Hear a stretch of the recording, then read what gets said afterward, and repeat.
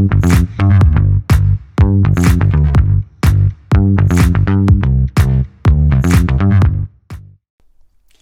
everyone, welcome to my last episode of Season 1 of Lifestyle Etiquette Unraveled, a fireside chat series with global experts and opinion leaders coming from all corners of the world with one goal: sharing, inspiring, and educating everything lifestyle and etiquette related, while unraveling misconceptions about their respective industries. I'm Juliana. So today, I'm joined by an award-winning industry leader, investor, broker, entrepreneur, and one of the top prominent real estate consultants in Singapore. Her specialty in luxury properties is due to her prominent C-suite clients, representing buyers and sellers of luxury properties in Southeast Asia. As the founder of Singapore Luxury Homes, her relaunched brand is more than just a brokerage. It goes beyond sale or purchase. It's a lifestyle. It's an experience. In short, an absolute powerhouse in the real estate industry. With her 13 years of experience in the real estate industry, she's not only selling luxury homes to the affluent and celebrity clients, she receives significant recognition within the real estate community and beyond. She has been commended by Forbes listed individuals for excellent after-sales or lease follow-up service. Let's discover the path to luxurious living with Singapore luxury home founder, who once said, "No matter what life throws at you, have the grit and courage to move on." Welcome, Sunita Gill. Thank you so much, Juliana, for such a wonderful and warm introduction. You're too kind. It's a pleasure to be here. Thank you for having the time and being on this. My absolute honor. Thank you. How are you, Sunita? I'm good, thank you. A little bit busy with a lot of different types of real estate to deal with in today's climate of COVID, and for Singapore going back into a heightened alert. So it's been a little bit of a juggle between the physical showings and electronic showings using technology, but it's been very, very satisfying. It's been very challenging, but completely love what I do every day. Wonderful. We want to know more. But before we dive deeper into, the market here in Singapore, and especially about Singapore luxury homes, it would be nice if you could give the world outside there your backstory. Who is Sunita, and what motivated and inspired you to go into this industry? So Sunita is a born entrepreneur. I have sales and customer service running in my blood. My father owned a automobile company where he brought in the first Mercedes cars into Singapore. Oh, so that's interesting. Yes, so I didn't know that. Yeah, he actually brought them in from the spare parts to dealing with the Prince of Brunei to future customer service. So I learned a lot from my father growing up on a product is just a product, but if there is no relationship or customer service, then you will not go a long way in life for a lot of things. So that was my fundamentals of how I learned to be an entrepreneur. I majored in communications because it's so important to communicate in anything you do.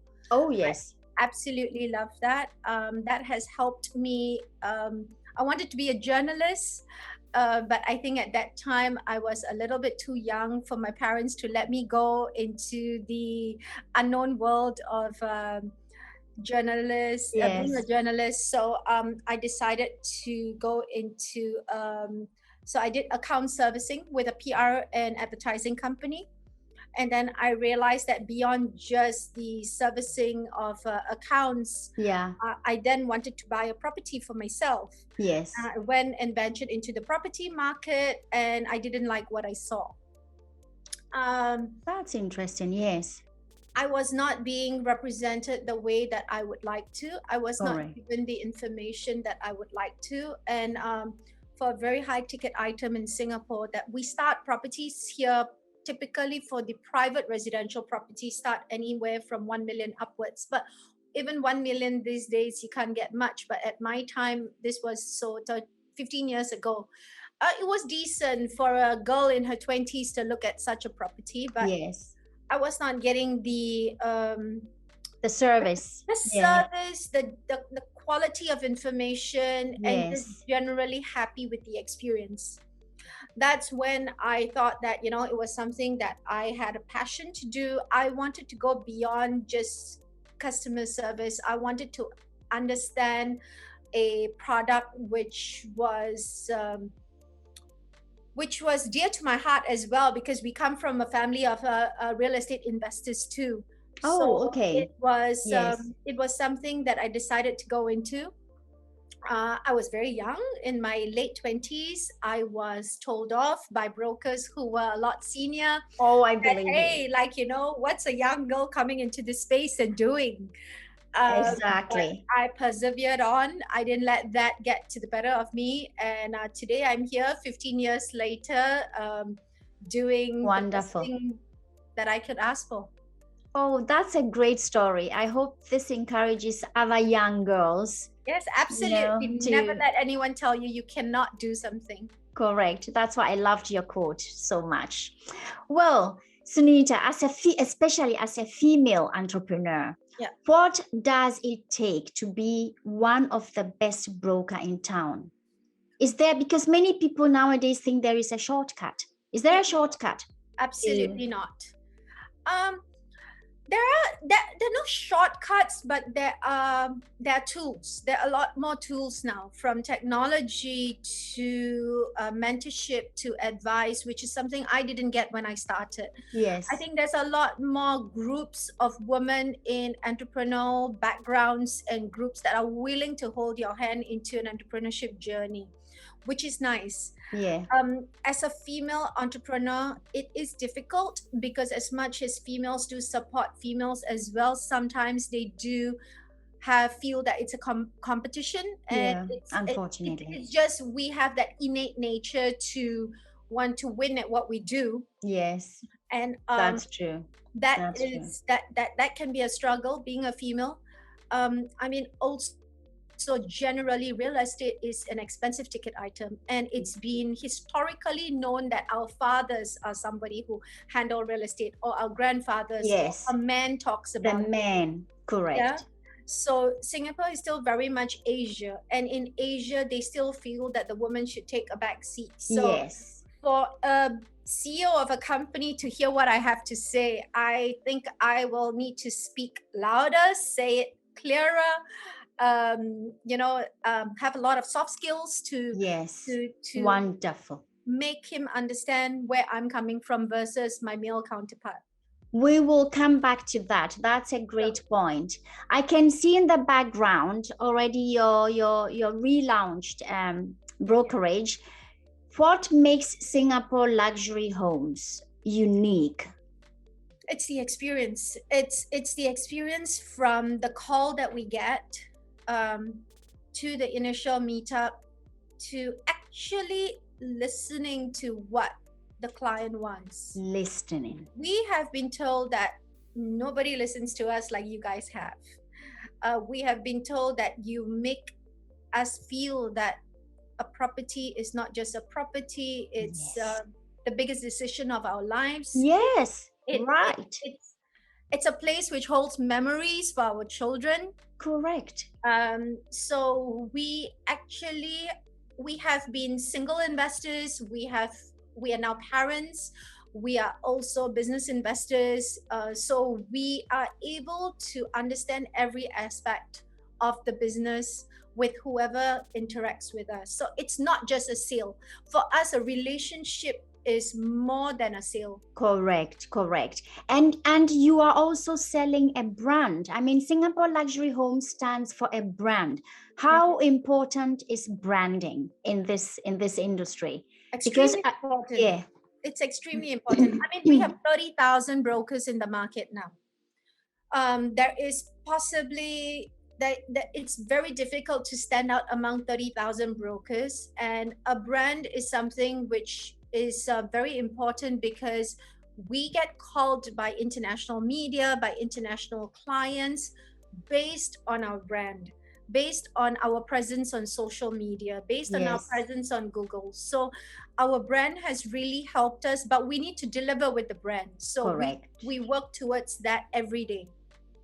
Correct. So it's not just a product you are selling. Branding is you are selling also yourself. No, absolutely. Isn't it? Yes. Because people stay with you for the rest of their lives. They do not, a lot of times they do remember the brand, but at the same time, it's you that touch their hearts. Correct. That person. Great you mentioned that. Well, you are competing in the high-end homes industry with the upper 10% of people. Yes. And I think the air is really, really sparse up there, very competitive. What motivates you to keep persevering in this niche? See, I always talk to clients not only for the sale. So what perseveres me is, to be honest, even when I've not done a sale with a particular client, because naturally we are in the business of transacting homes. But in the event I'm not able to access that home and I couldn't transact that business, I usually have a very good relationship with the client. Yes. That I have learned so much from my clients. And that have been great takeaways for me professionally, personally. I have learned things to do for my two daughters. I have met the biggest industry leaders in the market. I have organically met somebody who has invited me to become a mentor for 500 startups. Wonderful. I have it's given me a world of exposure to some things that I would have never had the opportunity to. So these 10% of people that are the top echelons that are looking to buy the high-end real estate in Singapore also come with a story of their own. Yes. Which have touched us, which we have learned so much from. I think every day is a learning. It's a day to learn from someone. Correct. Over and beyond a transactional value. And so that has kept me persevering. Beautiful story. I love that. And now we know they say content is king, distribution is queen. That's a strong sentence, it's a strong phrase. How do you market the content? How do you do that to check, all the boxes needed? So initially we used to do it as a team, but we realized that, with how dynamic technology is and social media is, you need to be on top of things. Yes. You need to visit a place or see something that's relevant to your business, and it needs to be out on social media like immediately. Yes. So we have hired a team together with our rebranding this year to professionally curate content in the various medias, from LinkedIn to Instagram, Facebook, Google, YouTube, because the consumer is everywhere these days. There used to be a time when we were told that nobody's going to buy luxury real estate on Facebook or Instagram. Yes. But now we get majority of our clients from social medias that are mass. So really? Yes. So that's how powerful. Yeah. Social medias. I mean, we are starting to get into TikTok, which I haven't explored. That's crazy. You need your girls for that. I know. That's crazy. But I've been told that some of my colleagues actually have got very reliable leads even coming in from TikTok these days. This is crazy. This is how that's the century we are living in, right? Absolutely. Either you are there or you're gone. True. There are so many misconceptions in the real estate industry, Sunita, and I really want you to help us unravel these misconceptions. Sure. There are people who think, anyone can be a real estate agent nowadays, and there are more popping up, more young people popping up. And do you need any qualifications? Which qualities do you need? And do you engage as soon as you have the license immediately with clients, without having knowledge and experience? and then get out. What are these misconceptions? So the misconception is real estate brokers don't just open doors. Yeah. Yeah. There's a lot more that goes beyond it. I mean, as much as there are more people coming into the real estate market, I think these days there are more qualified individuals actually coming in, because the industry standards have gone up. The government runs. Thanks God. Yes, thank God for us too. Yeah. The industry is run by a governing body called the Council of Estate Agents. Anybody that wants to come into the industry now will have to do an industry exam, and you need to have a minimum of a high school education to be able to apply for this exam. This exam is That's interesting. It is university standard exam. I know a lot of my peers who are very, very brilliant individuals who may not get past the first exam. Yes. And usually still have to sit past the second exam before they come into the industry. Oh, that's interesting. Yes. Is that only here in Singapore? At the moment in Singapore, that's yes. right. So because previously there were a lot of errant agents who did not know what they were doing, they were not familiar with information. So the exams are actually very detailed. There are module courses on real estate law. There are module courses on, presenting the right spaces to clients, because there was a lot of misrepresentation. Yes. So with that, actually, we get better quality brokers. Yeah. But like your other question, which is once they pass the exam, then do they just go out to the field? Exactly. Unfortunately, that's happening. They still are able to go out to the field. But of course, joining the right brokerages and right teams will ensure that you get the right training before you go out to the field. Correct. Which you are too, isn't it? Yes, Singapore so Luxury Homes. Yeah. Exactly. So there are about 12 of us in my immediate team, and my larger team is about 200 of us. But in my immediate team, we are very particular about the kind of training that you have in terms of knowledge, customer service. Exactly. And even, follow-ups, because we don't like the usual pesty follow-ups. We think that people should be given their space and time, but we do it very discreetly and we do it very tactfully. So it's important that to be a part of our team, we are quite stringent with our criteria. Thanks God. I love that, because that leads me to my next question, namely the vital part of this fireside chat: people skills, soft skills, interpersonal skills. And as you mentioned, it's more than just, you have your qualification and then out to the client. Your brokerage is offering more than that, not just the sales skills, the basic sales skills. Absolutely. How else do you implement these aspects of soft skills in your daily work with your team members? Any anecdotes you can share with us where these skills were so important than just selling?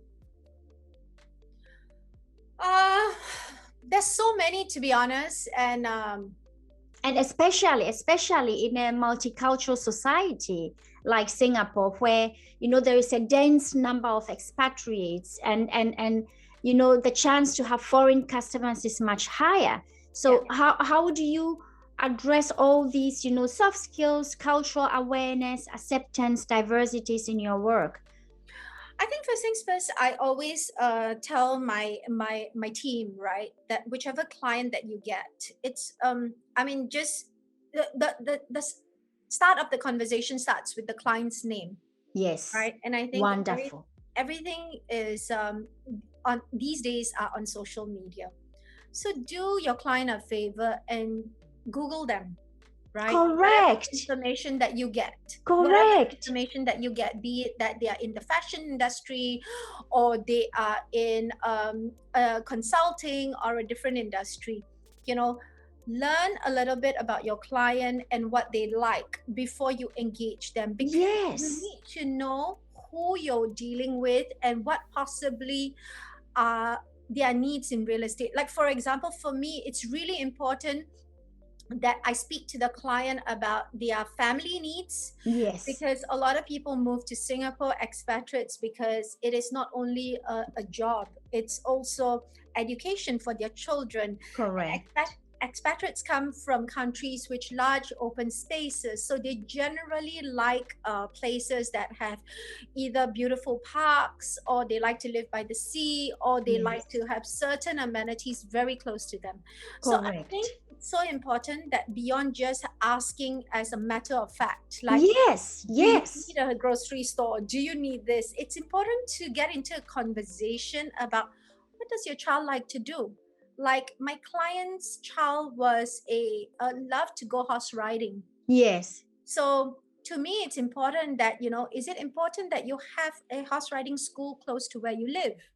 You It's know, so good you mention all these points. because It's it's that personal touch. It's so yes. important, and which is why I always ask my team when they talk to me about clients. I don't even talk about the what are they looking to buy. I'm like, tell me about them. Like, Yeah. first we talk about them, and then we talk about what might suit them, and then we do that Correct. match. Correct. So for our That's team, that's the way we practice that. wonderful. Wonderful. Great. And do you adapt your communication according to like age, gender, or I mean, culture? of course, Yeah. we do try to respect certain age groups, right? Yes. Because they take time to process the information. They kind Yes. of feel a bit old school in thinking. For example, Singapore has the freehold and leasehold properties, and the Yeah.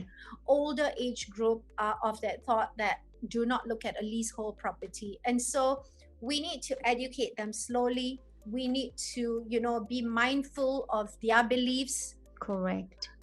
In terms of gender, we don't really have a gender disparity. We have, but in terms of culturally as well, Yes. there are different cultures that look at different things. Exactly. So we have to Exactly. be very mindful of all these things. And I think the more you actually, and I don't say this as a must do, but it's more like you need to really care for an individual or a human being in any In business. general, correct. Beautiful. Yes. Yes. That's what I believe too. And how do you find the hot buttons? Is that where you can say that's where we have the experience? A young real estate agent may not find that so quickly, like someone experienced and knowledgeable. How do you find the hot buttons, and how do you gauge customers' interest? I think it comes with experience. We are able to Yes. get that really quickly compared to my younger peers who Yes. are very good as well. They're not able to get certain triggers, and Yes. yeah, it's like dealing with a child as well. The moment you have more children, you're able to deal with the quirks of one other.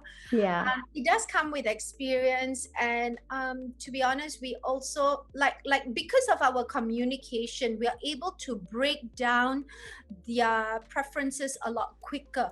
Very, yeah. Yeah, Again, experience. exactly. Yes. And we always work on an approach of a first tier, second tier, and a third tier preference. So we give the client the opportunity to go for his best and favorite property, and we work with them to make them understand things. And at the end of the day, it's clients first, but at the same time, we value our opinion that we give to the client, which many clients have come back and told us that, um, thank God for what you said, or else I wouldn't have been where I was today. Yes. I had a Yes. client who cried when I told her not to buy a particular property because she had loved it so much. But after she bought the one that I actually recommended to her, she has been so happy, and she invited me for a housewarming. This And this is crazy, because that would have been my next question. How do you find out, which house is right for whom? And you just mentioned this story. The actually one buying was looking for something else, but you said no, I don't think that's the right one for you. That's yeah, interesting. so I mean, in a property purchase, there are various components that go that I always explain to my clients. One is either you buy it and you're not concerned about the appreciation, and you just love it and you're ready to live there for the rest of your life. Yeah. Right. But if you are, and this usually is the case that this case can apply to an older person who does not want to shift again, or want to settle down. Yes. But for a younger individual, I'm very mindful, especially that with the uncertainty in the world, and if you buy something which doesn't have value of appreciation, then actually you're just putting down your money into a property which is going to not give you any benefits. And we all love things, but we all need to be a bit mindful of what we're buying. Yes. Because it's a very large ticket item. So this particular lady cried because that property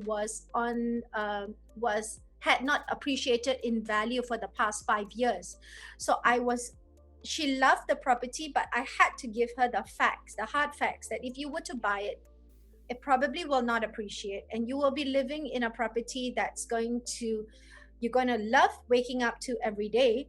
But in the event you need to dispose it and let it go, it's going to be a more painful financial burden. Yes. So the hard truth. We weigh the pros and cons for everyone, right? And at the end of the day, it has to make sense for you. But we're very, very, very clear of your liabilities from the start, because we believe in transparency. We don't believe in just selling a product just for the commissions. We believe that this is your life, that it's a big decision in your life that's going to take you a long way, be it for your family, upgrading your family, your home, your future, your retirement. So we don't want someone to wake up when they are later in age and say that lady shouldn't have sold me this and I'm suffering now. I'd rather not live with that karma. Correct. Well, and for your young agents, they say 90% of your work is customer service and building relationship. Literally, relationship is the lifeblood of your industry. How, first of all, do you agree? And how do you make that clear to them? Absolutely. I agree with that 100%. I tell them from the beginning of their journey to have a customer relationship management way of documenting all their relationship with their clients. Yes. Birthdays are very important. Their children's birthdays are equally important. So, I mean, if I can recall a story of a client that I had sometime last year. So he actually had mentioned to me that it was his son's birthday and his daughter's birthday, just in conversation as we were talking, because he's like, I would not like to move during this time because it's my son's birthday and my daughter's birthday. And I actually took it down as notes when we were talking. And I had sent him a gift for his son's birthday, and it was actually dairy-free ice cream and a Lego toy and stuff like that. Yeah. He remembered that so vividly, and he called me and he said that it's so special that you remember the details, that my child could not have dairy. These little details. Yes. And that to me it's huge of you as an individual. Yes. Beyond just the property sale. Correct. So, I tell my younger agents, remember the details, write them down, stop your client and take a note if you have to. But it makes a huge difference with your communication with your client moving forward.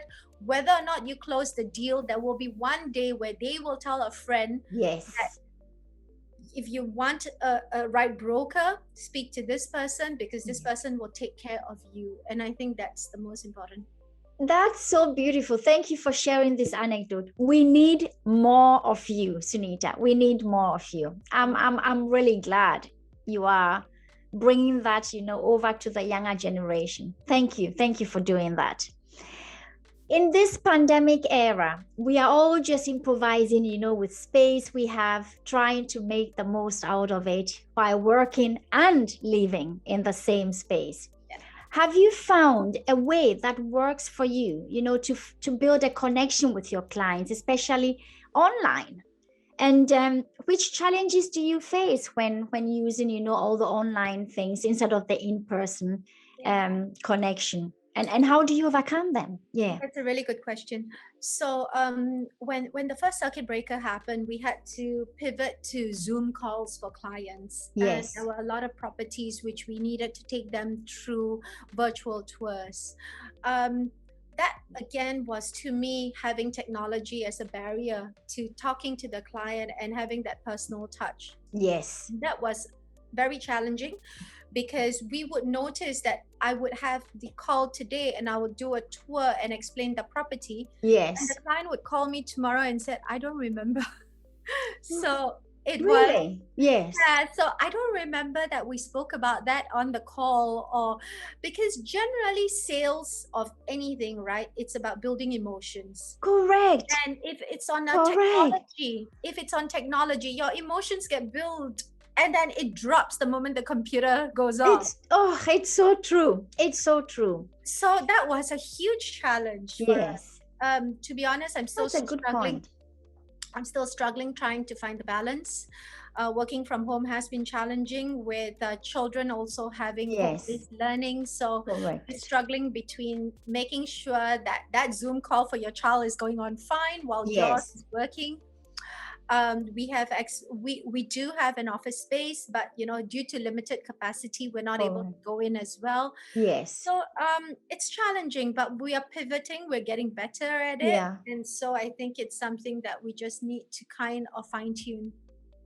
I like you mentioned the fact that emotions. We people think there won't be live events anymore. Oh, we don't need that anymore. We can do all as a Zoom call, but Absolutely it's really different. Yeah. Meeting in person and bringing that emotion across and building relationship, isn't it? Yeah. Well, what are pandemic property buyers looking for? Oh, they're looking for space. As we just spoke, because of the whole work from home, I think people want bigger spaces. People not able to travel. So, I've got wives telling me that I don't want my husband around me all the time. Yes. I think we've just been very comfortable in our spaces prior to the pandemic, and now we have to learn to work, to be around more people, at least at home, whether or not we like that space. And people are looking for larger spaces, and they are able to move out.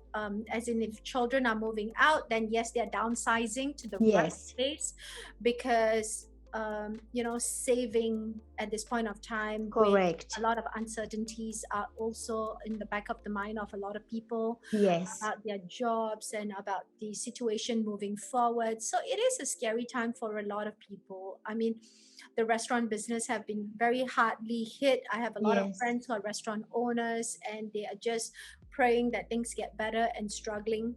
So as much as there are two groups of people, one in the technology space that have done very well during the pandemic, and for example, the good class bungalows, it's been the highest sales this year for good class bungalows from especially startup owners who are all in their 30s and early 40s.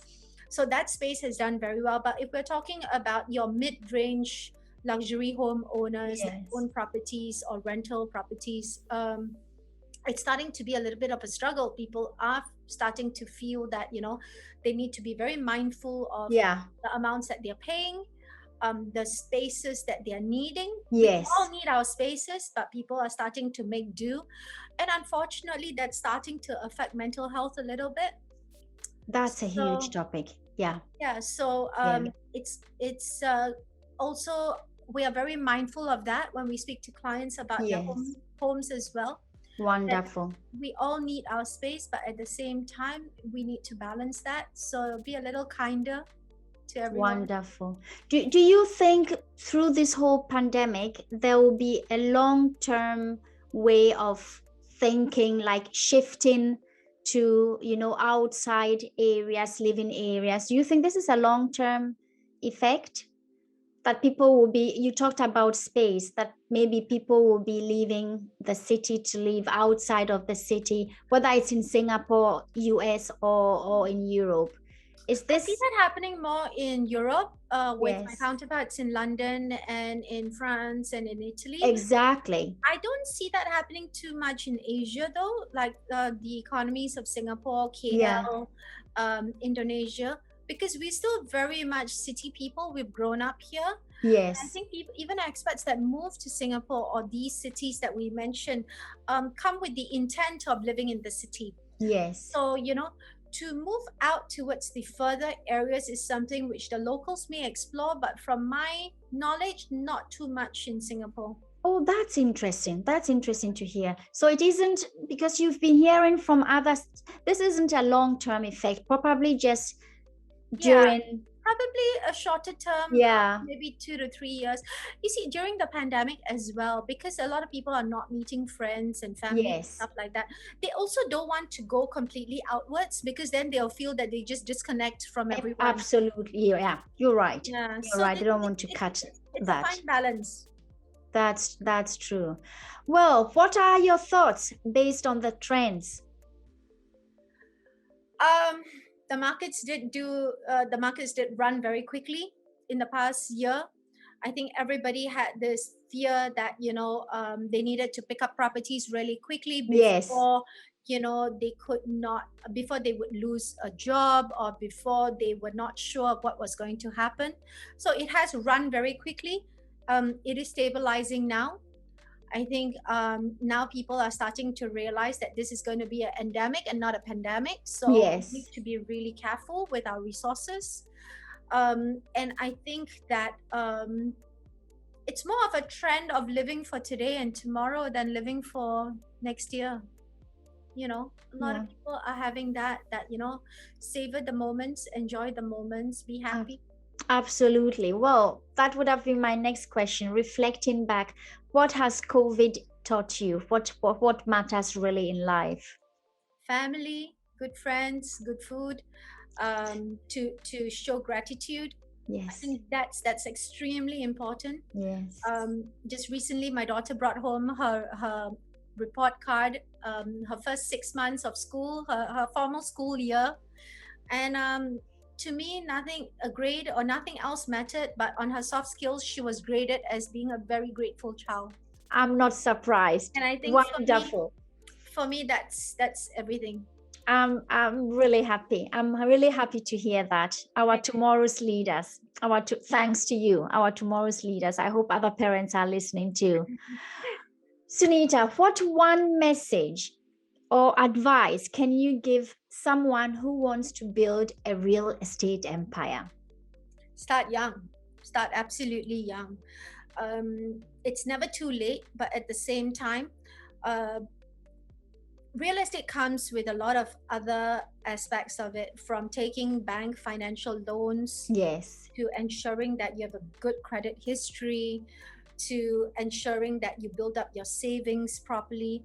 So I have seen very successful real estate entrepreneurs or real estate owners doing very well in the later part of their life, and their story has always been that they've started young. They've started the moment they could go into legal contract with a property, with a small real estate, like a 1 bedroom or something that they can afford, and to Yes. have a forced savings, which is so important. And it's something that I want to impart onto my children, Yes. that get into real estate as young as possible, and Yes. then build it upwards and kind of keep upsizing along the way. And then you'll be very comfortable when you're in a space with a family. That's a very important message. Thank you for sharing that. So what's next? What's on the horizon? What are the plans? So much on the horizon. We're looking forward to building Singapore luxury homes on a technology platform. We Oh, have yes. we have Forward some thinking. Forward thinking. absolutely. We have some investors that are looking at various plans for not only Singapore luxury homes, but moving towards other Asian counterparts, and like a Malaysia luxury homes, Indonesia luxury homes. Oh, that's good to know. Yes, So that's we're working interesting. on that in the next 5 years, hopefully sooner if the borders open up. Yes.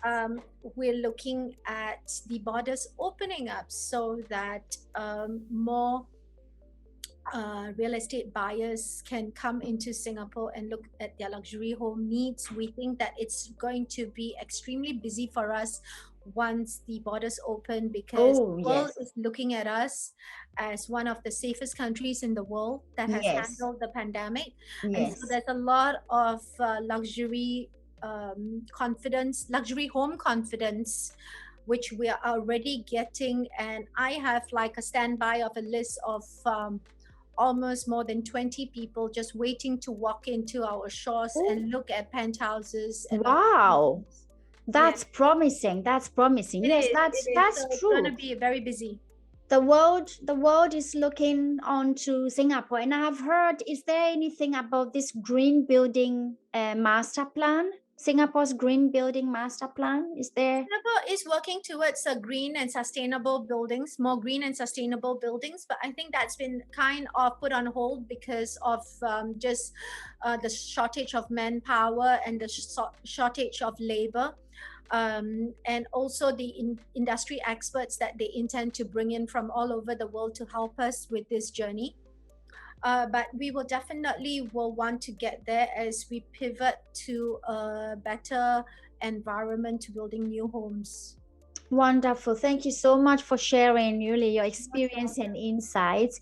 Well, we are coming to an end, and a special feature of this fireside chat is to conclude that on a humorous note. So I prepare some fun questions for our leaderboard. Are you ready for it? Absolutely. Thank you. So the first question is industry related. What are the 4 types of real estate for someone who is new, completely new?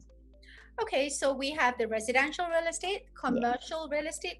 Residential real estate can be broken into houses, condos, and bungalows. Yes. Even in the bungalows, we have the good class bungalows, which are 15,000 square feet and above, and which foreigners cannot buy. So that is only limited to the Singapore citizens. Yes. Foreigners can only buy landed homes in Sentosa. Then we have the commercial real estate, which is split into factories, warehouses. We have shops, offices, cloud kitchens. We have various of those shop houses.